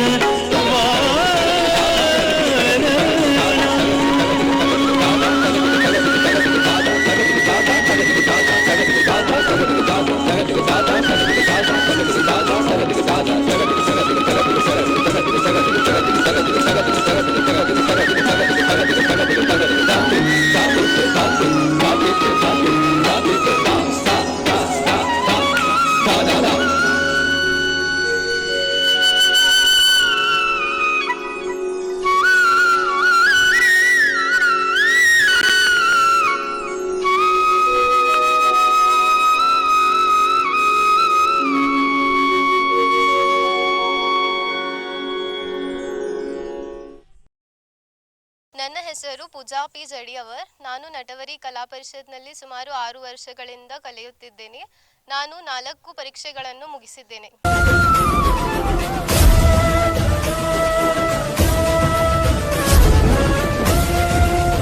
ನೋಡಿದ್ರಲ್ಲ ವೀಕ್ಷಕರೇ, ಶ್ವೇತಾ ಅವರ ಆ ನೃತ್ಯದ ಝಲಕನ್ನ ಬಹಳಷ್ಟು ಖುಷಿಯಾಗುತ್ತೆ. ಯಾಕಂದ್ರೆ ನಿಜಕ್ಕೂ ಕೂಡ ಅವರಲ್ಲಿ ಒಬ್ಬ ಅಪ್ಪಟ ಕಲಾವಿದೆ ಶ್ವೇತಾ ಅವರಲ್ಲಿ ಇದ್ದಾರೆ ಅಂತ ಅವರ ಒಂದು ಆ ನೃತ್ಯದ ಮೂಲಕನೇ ಗೊತ್ತಾಗುತ್ತೆ. ಹಾಗಾಗಿ ಇಂಥ ಒಬ್ಬ ಕಲಾವಿದೆ ಗದಗ್ನಲ್ಲಿ ಇರೋದ್ರಿಂದ ಗದಗಿಗೆ ಒಂದು ಹೆಮ್ಮೆ ಅಂತಲೂ ಕೂಡ ಹೇಳಿದರೆ ಅದು ಅತಿಶಯೋಕ್ತಿ ಆಗಲಾರ್ದು ಅಂತ ಹೇಳಿ. ಮೇಡಮ್, ಸಾಕಷ್ಟು, ಯಾಕಂದರೆ ಕೇವಲ ನಿಮ್ಮ ಪರಿಚಯ ಮತ್ತು ನಿಮ್ಮ ಕಲೆಯ ಬಗ್ಗೆ ಮಾತುಕತೆಗಿಂತ ನಿಮ್ಮ ನೃತ್ಯವನ್ನು ನೋಡಿದಾಗ ಯಾರಿಗಾದರೂ ಕೂಡ ಶ್ವೇತಾ ಅವರಲ್ಲಿ ಒಬ್ಬ ಅಪ್ಪಟ ಕಲಾವಿದೆ ಇದ್ದಾಳೆ ಅಂಥೇಳಿ ಅನಿಸುತ್ತೆ. ಹಾಗಾಗಿ ಒಂದು ಏನು ಅಂತಂದರೆ, ಸಾಕಷ್ಟು ವಿಷಯಗಳನ್ನು ನೀವು ನಮ್ಮ ಎದುರಿಗೆ ಹೇಳ್ಕೊಂಡ್ರಿ. ಇನ್ನು ಮುಂದುವರೆದು ಕೇಳೋದಾದರೆ ನೀವು ಎಲ್ಲೆಲ್ಲಿ ಕಾರ್ಯಕ್ರಮಗಳನ್ನು ಕೊಟ್ಟಿದ್ದೀರಿ ಮೇಡಮ್ ಈಗ? ಸರ್, ನಾನು ಗದಗಲ್ಲಿ ಸಾಕಷ್ಟು ಕಾರ್ಯಕ್ರಮಗಳಾಗಿವೆ. ಒಂದು ಎಲ್ಲ ಸೇರಿ ಒಂದು 100 ಕಾರ್ಯಕ್ರಮ ಆದರೂ ಆಗಿರಬಹುದು. ಆಮೇಲೆ ನಾನು ಇದನ್ನ ಬಿಟ್ಟು ಧಾರವಾಡ, ಹಾವೇರಿ, ಕನ್ನಡ ಸಾಹಿತ್ಯ ಸಮ್ಮೇಳನದಲ್ಲಿ ಕೊಟ್ಟಿದ್ದೀನಿ ಸರ್ 2-3 ಸರಿ. ಓಪನಿಂಗ್ ಡ್ಯಾನ್ಸ್ ಆಗಿ ಕೊಟ್ಟಿದ್ದೀವಿ. ಮತ್ತೆ ಬೆಂಗಳೂರಲ್ಲಿ ಆಗಿದೆ. ಕನ್ನಡ ಸಂಸ್ಕೃತಿ ಇಲಾಖೆಯಿಂದ ಕಂಡಕ್ಟ್ ಆಗೋ ಜಾನಪದ ಜಾತ್ರೆ ಅಂತ ಕಂಡಕ್ಟ್ ಆಯ್ತು ನಮ್ಮ ಗದಗಲ್ಲಿ. ಅದರಲ್ಲಿ ನಾವು ಪರ್ಫಾರ್ಮ್ ಮಾಡಿದ್ವಿ ಸರ್. ಬೇರೆ ರಾಜ್ಯದಲ್ಲಿ ಆದರೆ ನಾನು ಮಹಾರಾಷ್ಟ್ರದಲ್ಲಿ ಪರ್ಫಾರ್ಮ್ ಮಾಡಿದ್ದೀನಿ. ಮತ್ತೆ ದಿಲ್ಲಿ ಆಗಿದೆ ಸರ್. ಅಂದ್ರೆ ನಿಮ್ಮ ಈ ಒಂದು ಕಲೆಗೆ ಸಾಕಷ್ಟು, ಯಾಕಂದ್ರೆ ಬೇರೆ ಬೇರೆ ಕಡೆ ಎಲ್ಲ ಹೋಗಿ ಬಂದಿದ್ದೀನಿ ಅಂತೀರಿ, ಯಾವ್ದಾದ್ರು ಪ್ರಶಸ್ತಿಗಳನ್ನ ಪಡ್ಕೊಂಡಿದ್ದೀರಾ? ಸರ್, ನಾನಿಲ್ಲಿ ಗದಗ ಉತ್ಸವ ಅಂತ ನಡೆಯುತ್ತಲ್ಲ ಗದಗಲ್ಲಿ, ಅದರಲ್ಲಿ ಮಾಳೆಕೊಪ್ಪಮಠ್ ಸರ್ ನನ್ಗೆ ನಾಟ್ಯ ಮಯೂರಿ ಅಂತ ಪ್ರಶಸ್ತಿ ಕೊಟ್ಟಿದ್ರು ಸರ್. ಇದನ್ನ ಬಿಟ್ಟು ನಾವು NIC ಕ್ಯಾಂಪ್ ಅಂತ ಹೋಗ್ತಿದ್ವಿ, ನ್ಯಾಷನಲ್ ಇಂಟಿಗ್ರೇಷನ್ ಕ್ಯಾಂಪ್. ಗೋವಾ ಮತ್ತೆ ವರ್ಧಾ 2 ಅಟೆಂಡ್ ಆಗಿದ್ದೆ ನಾನು. ಅಲ್ಲಿ 2 ಕಡೆನೂ ನಮ್ಮ ಸ್ಟೇಟ್ ಅನ್ನೇ ನಾವು ಹೈಲೈಟ್ ಮಾಡಿದ್ದು ಸರ್. ಸೊ ಅಲ್ಲೂ ನಮ್ಗೆ ಬೆಸ್ಟ್ ಡ್ಯಾನ್ಸರ್ ಅಂತಾನೆ ಕೊಟ್ಟಿದ್ದು. 5 ವರ್ಷದ ಹಿಂದೆ ಸರ್. 5 ವರ್ಷದ ಹಿಂದೆ. ಬಹುಶಃ ಈಗ ಈ ನೃತ್ಯವನ್ನ ನೋಡಿದವರಿಗೆ ನಿಜಕ್ಕೂ ಕೂಡ ನಾಟ್ಯ ಮಯೂರಿ ಅಂತ ಭಾಸ ಬರುತ್ತೆ ಮೇಡಮ್. ಧನ್ಯವಾದ ಸರ್. ಅದಕ್ಕೆ ಓಕೆ, ಇಷ್ಟೆಲ್ಲ ಆಯ್ತು ಮೇಡಮ್. ಕುಟುಂಬದ ನಿಮ್ಮ ಅತ್ತೆ ಮಾವ ಮತ್ತು ಗಂಡನ ಬಗ್ಗೆ ಸಾಕಷ್ಟು ವಿಚಾರಗಳನ್ನು ಕೂಡ ಹೇಳಿದ್ರಿ. ಹೇಗಿದೆ ನಿಮ್ಮ ದಾಂಪತ್ಯ? ಎಲ್ಲ ಮದುವೆ ಆದ ಹೊಸ್ತರಲ್ಲಿ ಹೆಂಗಿರುತ್ತೋ ಹಾಗೆ ಇದೆ ನಂದು. ಏನೂ ಇದಿಲ್ಲ. ನಾನು ಡ್ಯಾನ್ಸ್ ಮಾಡ್ತೀನಿ ಅಥವಾ ಅಲ್ಲಿ ಹೋಗಬೇಡ ಇಲ್ಲಿ ಹೋಗಬೇಡ ಆ ಥರ ಏನೂ ಇಲ್ಲ. ನನಗೆ ನಾರ್ಮಲ್ ಲೈಫನ್ನು ಲೀಡ್ ಮಾಡ್ತಿದ್ದೀನಿ ನಾನು. ಎಷ್ಟು ವರ್ಷ ಆಯ್ತು ಮೇಡಮ್? ಸರ್, ಈ ಮದುವೆ ಆಗಿ 2.5 ವರ್ಷ ಆಯ್ತು ಸರ್. ಮತ್ತೆ ಕುಟುಂಬದಲ್ಲಿ ನನ್ನ ಮಗು ಈಗ 10 ತಿಂಗಳಿದೆ ಸರ್. ಸೊ ಮಗು ಆದ ತಕ್ಷಣ ಸಾಕಷ್ಟು ಜನ ಅಂದರು, ಇನ್ನು ಮಗು ಆಯಿತು, ಇನ್ನು ಡ್ಯಾನ್ಸ್ ಮಾಡೋಕ್ಕಾಗಲ್ಲ, ಫಿಸಿಕಲಿ ವೀಕ್ ಆಗ್ತೀರಾ ಅಥವಾ ಮೆಂಟಲಿ ವೀಕ್ ಆಗ್ತೀರಾ, ಮೆಂಟಲಿ ಪ್ರೆಷರ್ ಬೀಳುತ್ತೆ ಫ್ಯಾಮಿಲಿಯಿಂದ, ಅಲ್ಲಿ ಹೋಗಬೇಡ ಇಲ್ಲಿ ಹೋಗಬೇಡ, ಮಗು ಕಷ್ಟ ಆಗುತ್ತೆ. ಬಟ್ ನನಗೆ ಆ ಥರ ಏನೂ ಅನ್ನಿಸ್ಲಿಲ್ಲ. ನಾನು ಫಿಸಿಕಲಿನೂ ಅಷ್ಟೇ ಬ್ಯಾಲೆನ್ಸ್ ಮಾಡ್ತಿದ್ದೀನಿ. ಮತ್ತು ಇವನ್ ನನ್ನ ಫ್ಯಾಮಿಲಿ ಬ್ಯಾಕ್ಗ್ರೌಂಡ್ಸ್ ಅದ, ನನ್ನ ಮನೆಯವರು ನವೀನ್ ಕುಲಕರ್ಣಿ ಅವರಾಗಿರ್ಬೋದು ಅಥವಾ ನಮ್ಮ ಅತ್ತೆ ಮಾವಾಗಿರ್ಬೋದು, ಅಷ್ಟೇ ಸಪೋರ್ಟ್ ಕೊಡ್ತಿದ್ದಾರೆ ನಂಗೆ ಈಗೂ. ಶ್ವೇತಾ ಅವರು ಕೇವಲ ಕಥಕ್ ನೃತ್ಯವನ್ನ ಮಾತ್ರ ಮಾಡಬಲ್ರಾ? ಇಲ್ಲ ಸರ್, ನನ್ನ ಜಾನಪದ ನೃತ್ಯನೂ ಮಾಡ್ತೀನಿ.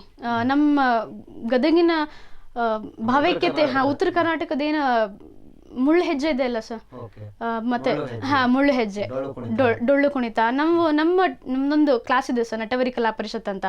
ನಾವಲ್ಲಿಂದ ಸಾಕಷ್ಟು ಬಾರಿ ಪರ್ಫಾರ್ಮೆನ್ಸ್ ಮಾಡಿದ್ದೀವಿ. ಸಂಸ್ಥೆ ಇದೆ. ಹಾ ಸರ್, ಇದೆ ಸರ್. ಇಲ್ಲ ಸರ್, ಫೋಕ್ ಡ್ಯಾನ್ಸಿಗೂ ಕೊಡ್ತೇವೆ ನಾವು. ಮತ್ತೆ ಇಲ್ಲಿ ಬಹಳ ಫೇಮಸ್ ಗುರುಜಿ ನೃತ್ಯ ಅಂತ, ಅದು ಹುಟ್ಟಿದ್ದೆ ನಮ್ಮ ಅಮ್ಮನಿಂದ ಸರ್. ಮತ್ತೆ ಸಹಜಾನ್ ಮುದುಕವಿ ಅಂತ, ಇವರಿಂದಾನೇ ಹುಟ್ಟಿದ್ದು. ಅದನ್ನೇ ಒಂದು 100 ಪರ್ಫಾರ್ಮೆನ್ಸ್ ಆದ್ರೂ ಆಗಿದೆ ನಮ್ದು. ಓಕೆ, ಅಂದ್ರೆ ಈಗ ಅಲ್ಲಿ ನಿಮ್ಮ ನಟವರಿ ಇದರಿಂದ ಎಷ್ಟು ವಿದ್ಯಾರ್ಥಿಗಳಿದ್ದಾರೆ ಮೇಡಮ್? ಈಗ ಪ್ರೆಸೆಂಟ್ಲಿ ಒಂದು 40 ಜನ ಇದ್ದಾರೆ ಸರ್. ಪಾಸ್ ಔಟ್, ಮ್ಯಾರೇಜ್ ಆಗಿ ಬೇರೆ ಬೇರೆ ಊರಲ್ಲಿ ಸೆಟಲ್ಡ್, ಅಲ್ಲಿ ಕ್ಲಾಸ್ ಓಪನ್ ಮಾಡಿದ್ದಾರೆ ಸಾಕಷ್ಟು ಜನ. ಹೌದು ಸರ್, ಹೌದು ಸರ್. ಹೌದು ಸರ್. ಡಾಕ್ಟರ್ ಶೈಲಾ ಅಂತ ಇದ್ರು ಸರ್ ಒಬ್ರು, ಅವರು ಮಣಿಪುರಿ ನೃತ್ಯದಲ್ಲಿ 3 ಸರಿ ನ್ಯಾಷನಲ್ಸ್ಗೆ ಸೆಲೆಕ್ಟ್ ಆಗಿದ್ರು. ಡಾಕ್ಟರ್, ಹೌದು ಸರ್. ಮತ್ತೆ ಇನ್ನೊಬ್ರು ಮೀನಾಕ್ಷಿ ಹುಲ್ಗೋಳ್ ಅಂತ ಇದ್ರು, ಅವರು ಕಥಕಲ್ಲೇ 3 ಸಾರಿ ನ್ಯಾಷನಲ್ಸ್ ಅನ್ನ ಹೋಗಿ ಬಂದಿದ್ದಾರೆ. ಅವ್ರು ನೆಕ್ಸ್ಟ್ ನಾನು ಹೋಗಿದ್ದಿಲ್ಲಿ. ಇನ್ನು ಪೂಜಾ ಕಲಾಲ್ ಅಂತ, ಈಗ ಪ್ರೆಸೆಂಟ್ಲಿ ಅವಳು ಹೋಗ್ತಿದ್ದಾಳೆ ನ್ಯಾಷನಲ್ಸಿಗೆ. ಈ ವರ್ಷ ಮಾಡ್ಲಿಲ್ಲ ಅವಳು. ಎವ್ರಿ ಇಯರ್ ಅವಳು 3 ಸಾರಿ ಅಟೆಂಡ್ ಆಗಿ ಬಂದಿದ್ದಾಳೆ ನ್ಯಾಷನಲ್ಸ್ ಅನ್ನ. ಓಕೆ, ಅಂದ್ರೆ ಇದು ಈ ನಟವರಿ ಅನ್ನೋದು ನಿಮ್ಮ ತಾಯಿ ಅಂದ್ರೆ ಟೀಚರ್ ಅವರ ಕಲ್ಪನೆ ಮತ್ತು ಕನಸದು. ಓಕೆ, ಅವರು ಹಿನ್ನೆಲೆ ಬೇಸಿಕಲಿ ಏನು, ಯಾಕೆ ಆ ನಟವರಿ ಅನ್ನೋದನ್ನ ಸ್ಥಾಪಿಸಬೇಕು ಅಂತ ಅನ್ಸಿತ್ತು? ಸರ್, ಅಮ್ಮ ಬೆಳೆದಿದ್ದು TP ಅಕ್ಕಿ ಸರ್ ಇಂದ. ಅವರಿಂದಾನೇ ಇವತ್ತು ಗದಗಲ್ ಕಲೆ ಇದೆ ಅನ್ಬೋದು ನಾವು, ಡಾನ್ಸ್ ಇದೆ ಅಂದ್ರೆ. ಅಮ್ಮ 10th ಇದ್ದಾಗಿಂದ ಸ್ಟಾರ್ಟ್ ಮಾಡಿದ್ದು ಕಲ್ಸಕ್ಕೆ. TP ಅಕ್ಕಿ ಸರ್ ಇಂದ ಬೆಳೀತದು. ಆಮೇಲೆ ಅಮ್ಮ ಕ್ಲಾಸನ್ನು ಸ್ಟಾರ್ಟ್ ಮಾಡಿದ್ರು. ಮೊದಲು ಅವರ ಅಂಡರೇ ಕ್ಲಾಸ್ ತಗೋತಿದ್ರು. ಸರ್ ಹೋದ್ಮೇಲೆ ಸಪ್ರೇಟ್ ಸ್ಟಾರ್ಟ್ ಆಯ್ತು ಕ್ಲಾಸ್. ಅವಾಗ ಸಂಘ ಸಂಸ್ಥೆ ಅಂತ ಕಟ್ಟಕ್ಕಾಗ್ಲಿಲ್ಲ, ಗೊತ್ತೂ ಇರಲಿಲ್ಲ ಅದ್ರ ಬಗ್ಗೆ ಏನು. ಸೊ ನಾವ್ಯಾವಾಗ ಡಿಗ್ರಿಗೆ ಇಲ್ಲಿ ಬಂದ್ವಲ್ಲ, ಸೊ ಸ್ವಲ್ಪ ಬ್ಯಾಕ್ ಬೋನ್ ಆಗಿ ನಾವು ಎಲ್ಲ ಯೂತ್ ಸೇರಿ ಒಂದು ಸಂಘನ ಕಟ್ಟಿದ್ದು. ಅವಾಗ ಅಂದ್ರೆ ಈ ಮೂಲಕ ಬರೀ ಕಲೆ ನಮ್ಮ ಹತ್ರ ಅಷ್ಟೇ ಉಳಿಬಾರ್ದು, ಬೇರೆಯವ್ರಿಗೂ ಕೂಡ ಅದು ಹೋಗ್ಬೇಕು ಅನ್ನೋ ಒಂದು. ಹೌದು. ಓಕೆ, ಈಗ ಒಂದು ಸಾಕಷ್ಟು ವಿಚಾರಗಳನ್ನ ಹೇಳಿದ್ರಿ ಈ ನಟವರಿ ಅಂತ ಅನ್ನೋದು. ಮತ್ತು ನಮಗೇನು ಖುಷಿ ಅಂತಂದ್ರೆ ಎಲ್ಲದಕ್ಕಿಂತ ಮುಖ್ಯವಾಗಿ ಇಲ್ಲಿಂದ ಈ ಗರಡಿಯಲ್ಲಿ, ನಟವರಿ ಅನ್ನುವಂಥ ಗರಡಿಯಲ್ಲಿ ತಯಾರಾಗಿ ಹೋದಂಥವ್ರು ಸಾಕಷ್ಟು ಬೇರೆ ಬೇರೆ ಕಡೆ ಎಲ್ಲ ತರಬೇತಿ ಕೇಂದ್ರಗಳನ್ನು ಮಾಡಿದ್ದಾರೆ. ಸುಮಾರು ಒಂದು ಸಂಸ್ಥೆಯಲ್ಲಿ 10 ಜನ ರೆಡಿ ಆದ್ರೂ ಕೂಡ ಅದರ ಕೀರ್ತಿ ಮತ್ತು ಅದರ ಮೂಲಕ್ಕೆ ಬಂದಾಗ ಗದಗ ಬರುತ್ತೆ. ಬಹಳ ಖುಷಿ ಆಗುತ್ತೆ, ಯಾಕಂದ್ರೆ ಇಷ್ಟೆಲ್ಲ ವಿಚಾರಗಳನ್ನ ಇಟ್ಕೊಂಡು ಸಾಕಷ್ಟು ಹಿನ್ನೆಲೆಯನ್ನು ಇಟ್ಕೊಂಡಿದ್ದೀರಿ. ಮತ್ತೆ ನೀವೇನಾದ್ರೂ ಇದಕ್ಕೆ ಹೆಚ್ಚಿನದಾಗಿ ಒಂದು ಅಭಿವೃದ್ಧಿಗೆ ಪೂರಕವಾಗಿ ಅಥವಾ ಇದನ್ನ ದೊಡ್ಡ ಮಟ್ಟಕ್ಕೆ ಬೆಳೆಸೋದಕ್ಕಾಗಿ ಏನಾದ್ರೂ ಒಂದು ಕಲ್ಪನೆಯನ್ನು ಇಟ್ಕೊಂಡಿದ್ದೀರಾ? ಇದೆ ಸರ್. ಕ್ಲಾಸ್ ಈಗ ನಡೆಸ್ತಿರೋದು ನಾವು ನಮ್ಮ ಮನೆ ಮೇಲ್ಗಡೆನೆ ಒಂದು ಚಿಕ್ಕ ಕ್ಲಾಸಲ್ಲಿ ನಡೆಸ್ತಿದ್ದೀವಿ ಸರ್. ಸೊ ನನ್ನ ಆಸೆ ಈಗ ಬರೋ ಏಪ್ರಿಲಿಂದ ನನ್ಗೆ ಇನ್ನೊಂದು ಸಪ್ರೇಟ್ ಆಗಿ ಕ್ಲಾಸ್ ಓಪನ್ ಮಾಡ್ಬೇಕು ಅನ್ನೋದು ಬಹಳ ಆಸೆ ಇದೆ ಸರ್. ನಟವರಿ ಸಂಸ್ಥೆಯಿಂದಾನೆ ಅಂಗಸಂಸ್ಥೆಗೆ ಓಪನ್ ಮಾಡ್ಬೇಕು ಅನ್ನೋದಿದೆ ಸರ್. ಓಕೆ, ಮತ್ತೆ ಅದಕ್ಕೂ ಸಾಕಷ್ಟು ಮತ್ತೆ ಬರೋದು ಹಣಕಾಸು. ಹೌದು ಸರ್. ಮತ್ತೆ ಅದಕ್ಕೆ ಈಗ ಮನೆಯವರು ಇದಾರಲ್ಲ ಸರ್, ಅವರು ಹೆಲ್ಪ್ ಮಾಡ್ತೀನಿ ಅಂದಿದ್ದಾರೆ. ಓಕೆ, ನಾನು ಹೇಳೋದೇನಂತಂದ್ರೆ ಹಿಂಗೆ ನಿಜವಾಗ್ಲೂ ಕೂಡ ಈ ಕಲೆಯನ್ನ ಉಳಿಸ್ಬೇಕು, ಬೆಳೆಸ್ಬೇಕು ಅನ್ನುವಂತ ಆಸಕ್ತಿ ಗದಗ ನಗರದಲ್ಲಿ ಸಾಕಷ್ಟು ಜನರಿಗಿದೆ. ಅಂತಹ ಆಸಕ್ತ ಮನಸ್ಸುಗಳು ಅವ್ರು ಉದಾರವಾಗಿ ಅವರೇ ಸ್ವ ಇಚ್ಛೆಯಿಂದ ಬಂದು ಸಹಾಯ ಮಾಡಿದ್ರೆ ಅಂತಹ ಸಹಾಯವನ್ನು ಕೂಡ ಖಂಡಿತ ತಗೋತೀವಿ ಸರ್. ಯಾಕಂದ್ರೆ ಈಗ ಕಲೆಯನ್ನ ಬೆಳಿಬೇಕು ಮುಂಚೆ ಅನಿವಾರ್ಯತೆ ಇದೆ ಅಂತ ಹೇಳ್ಬೋದು. ಓಕೆ ವೀಕ್ಷಕರೇ, ಸಾಕಷ್ಟು ವಿಚಾರಗಳನ್ನು ಹೇಳಿದ್ರು. ಒಂದು ಕಡೆ ಆ ಕಲೆಯನ್ನ ಬೆಳಿಬೇಕು, ಕಲೆಯನ್ನ ಪೋಷಿಸಬೇಕು, ಕಲೆಯನ್ನ ಬೆಳೆಸಬೇಕು ಅನ್ನುವಂತ ನಿಟ್ಟಿನಲ್ಲಿ ಆಸಕ್ತರು ಯಾರಾದ್ರೂ ಸಹಾಯ ಸಹಕಾರ ನೀಡಿದ್ರೆ ನೋಡ್ರಿ, ಒಂದು ಸಾರಿ ಶ್ವೇತಾ ಅವರಿಗೆ ಅಂತಾರಾಷ್ಟ್ರೀಯ ಮಟ್ಟದಲ್ಲಿ ಹೋಗೋದಕ್ಕೆ ಅವಕಾಶ ಕೂಡ ವಂಚಿತರಾದ್ರು ಅಂತ. ಯಾಕಂದ್ರೆ ಅಂದು ಹಣಕಾಸಿನ ಕೊರತೆಯಿಂದ ಒಬ್ಬ ಕಲಾವಿದೆ ಅಂತಾರಾಷ್ಟ್ರೀಯ ಮಟ್ಟಕ್ಕೆ ಹೋಗುವಂತ ಅವಕಾಶ ಕಳ್ಕೊಂಡ್ರು ಅಂತಂದ್ರೆ ನಿಜಕ್ಕೂ ಕೂಡ ಇದು ನಮಗೆ ನೋವಿನ ಸಂಗತಿ. ಆ ಒಂದು ನಿಟ್ಟಿನಲ್ಲಿ ಈಗ ಅದೇ ಕಲಾವಿದೆ ಒಂದು ಸ್ವತಂತ್ರ ಸಂಸ್ಥೆ, ಅಂದ್ರೆ ದೊಡ್ಡ ಒಂದು ಸಂಸ್ಥೆಯಾಗಿ ವಿದ್ಯಾರ್ಥಿಗಳಿಗೆ, ಯುವಕರಿಗೆ, ಯುವತಿಯರಿಗೆ ಒಂದು ಕಲೆಯನ್ನ ಕಲಿಸ್ಬೇಕು ಅನ್ನುವಂತ ಕಾಳಜಿ ಇಟ್ಕೊಂಡು ಹೋದಾಗ ಅಂತವರಿಗೆ ಆರ್ಥಿಕ ಸಹಾಯ ಕೂಡ ಬಹಳಷ್ಟು ಪ್ರಾಮುಖ್ಯತೆಯನ್ನ ಪಡೆದುಕೊಳ್ಳುತ್ತೆ. ಅಂತವರಿಗೆ ಸಹಾಯ ನೀಡಿದ್ರೆ ನಿಜವಾಗ್ಲೂ ಕೂಡ ಕಲೆ ಉಳಿಯುತ್ತೆ ಅಂತ ಹೇಳಿ ನಾನು ಭಾವಿಸ್ತೀನಿ. ಹಾಗಾಗಿ ಶ್ವೇತಾ ಅವರಿಗೆ ನಿಮ್ಗೆ, ಯಾಕಂದ್ರೆ ಗದಗ ಇದು ಸಾಕಷ್ಟು ಕಲೆಯ ತವರೂರು, ಕಲೆಯ ಪೋಷಕರು ಇಲ್ಲಿ ಸಾಕಷ್ಟು ಜನ ಇದ್ದಾರೆ, ನಿಮ್ಗೆ ನಿಜಕ್ಕೂ ಕೂಡ ಪ್ರೋತ್ಸಾಹ ಸಿಗುತ್ತೆ ಅಂತ ನಾನು ಭಾವಿಸ್ತೀನಿ. ಕೊನೆಯದಾಗಿ ನಮ್ಮ ಈಗಿನ ಈ ಯುವ ಸಮೂಹಕ್ಕೆ ಕಲೆಯ ಬಗ್ಗೆ, ಅದರಲ್ಲೂ ವಿಶೇಷವಾಗಿ ನೀವೇನು ಕರಗತ ಮಾಡ್ಕೊಂಡಿರಿ ಆ ಕಥಕ್ ನೃತ್ಯ ಆಗಿರ್ಬೋದು, ಒಟ್ಟಾರೆಯಾಗಿ ನಮ್ಮ ಉತ್ತರ ಕರ್ನಾಟಕದ ಜನಪದ ಕಲೆ ಆಗಿರ್ಬೋದು, ಈ ಎಲ್ಲ ಕಲೆಯ ಬಗ್ಗೆ, ಕಲೆಯ ಜೀವಂತವಾಗಿ ಇಟ್ಕೊಳ್ಳೋದ್ರ ಬಗ್ಗೆ ಏನು ಹೇಳೋದಕ್ಕೆ ಇಷ್ಟಪಡ್ತೀವಿ? ಸೊ ಈಗಿನ ಜಗತ್ತಲ್ಲಿ ಟಿಕ್ ಟಾಕ್, ಇನ್ಸ್ಟಾಗ್ರಾಮ್ ರೀಲ್ಸ್ ಅಥವಾ ಹಿಪ್ ಹಾಪು ಎಲ್ಲನೂ ಬೇಕು, ಇಲ್ಲ ಅನ್ನಂಗಿಲ್ಲ. Everything is needed. ಬಟ್ ಏನಂದರೆ ನಮ್ಮ ಸಂಸ್ಕೃತಿ, ನಮ್ಮ ಕಲೆ, ಅದನ್ನು ನಾವು ಬೆಳೆಸ್ಕೊಂಡು ಹೋದರೆ ಅದ್ರ ಜೊತೆ ರುಚಿ ಸಾಕಷ್ಟು ಇರುತ್ತೆ. ಬರೀ ಇನ್ಸ್ಟಾಗ್ರಾಮಲ್ಲೇ ಕೂತ್ವಿ, ಬರೀ ಫೇಸ್ಬುಕ್ ರೀಲ್ಸಲ್ಲೇ ಕೂತ್ವಿ ನಡೆಯಲ್ಲ. ಸೊ ನಮ್ಮದನ್ನು ನಾವು, ನಮ್ಮ ಪರಂಪರೆ ಆಗಿರೋ ನಮ್ಮ ಸಂಸ್ಕೃತಿನ ನಾವು ಬೆಳೆಸಬೇಕು ಯುವಕರಲ್ಲಿ ಅನ್ನೋದೇ ಆಸಕ್ತಿ ಸರ್. ಓಕೆ, ಬಹಳಷ್ಟು ಖುಷಿ ಆಯಿತು. ಒಬ್ಬ ಕಲಾವಿದೆ ನಿಜಕ್ಕೂ ಕೂಡ ತನ್ನ ಮನದಾಳದ ಮಾತುಗಳನ್ನ ಹೇಳ್ಕೊಂಡಾಗ ಬಹಳಷ್ಟು, ಯಾಕಂದರೆ ಗದಗ್ನಲ್ಲಿ ಇಂಥ ಒಬ್ಬ ಕಲಾವಿದರು ಇದಾರಲ್ಲ, ಯಾಕಂದರೆ ರಾಜ್ಯ ಮತ್ತು ಅಂತಾರಾಷ್ಟ್ರ ಮಟ್ಟದಲ್ಲೂ ಕೂಡ ತಮ್ಮ ಛಾಪನ್ನು ಮೂಡಿಸುವ ನಿಟ್ಟಿನಲ್ಲಿ ತಮ್ಮ ನಿರಂತರ ಪ್ರಯತ್ನವನ್ನು ಶ್ವೇತಾ ಅವರು ಮುಂದುವರಿಸ್ಕೊಂಡು ಹೋಗ್ತಾ ಇದ್ದಾರೆ. ಹಾಗಾಗಿ ಶ್ವೇತಾ ಅವರ ಒಂದು ಕಡೆ ಅಂತಾರಾಷ್ಟ್ರೀಯ ಮಟ್ಟದಲ್ಲಿ ಮತ್ತು ಅವರೇನು ಸ್ನಾತಕೋತ್ತರ ಪದವಿಯನ್ನು ಪಡೆದುಕೊಳ್ಬೇಕು ಅನ್ನುವಂಥ ಕನಸಿದೆ, ಆ ಕನಸು ನನಸಾಗಲಿ ಅನ್ನೋದರ ಜೊತೆಗೆ ಇನ್ನೇನು ನಟವರಿ ಅನ್ನುವಂತಹ ಇನ್ನೊಂದು ಅಂಗಸಂಸ್ಥೆಯನ್ನು ಹುಟ್ಟಾಕಬೇಕು ಅನ್ನುವಂಥ ಕನಸನ್ನು ಕಟ್ಕೊಂಡಿದ್ದಾರೆ. ಆ ಕನಸಿಗೆ ಕೂಡ ಗದಗ ನಗರದ ಜನತೆ ಬಣ್ಣ ತುಂಬುತ್ತಾರೆ ಅನ್ನುವಂತಹ ನಂಬಿಕೆ, ವಿಶ್ವಾಸ ನಂದಾಗಿದೆ. ಹಾಗಾಗಿ ಇಂತಹ ಸಾಕಷ್ಟು ಕಲಾವಿದರೊಂದಿಗೆ ಮತ್ತೆ ನಾನು ನಿಮ್ಮನ್ನ ಕಲಾಪ್ರಪಂಚ ವಿಶೇಷ ಕಾರ್ಯಕ್ರಮದಲ್ಲಿ ಭೇಟಿಯಾಗ್ತೀನಿ. ಅಲ್ಲಿವರೆಗೂ ನಮಸ್ಕಾರ. ಉತ್ತರ ಪ್ರಭ, ಇದು ಪ್ರತಿಮನದ ಪೈರು.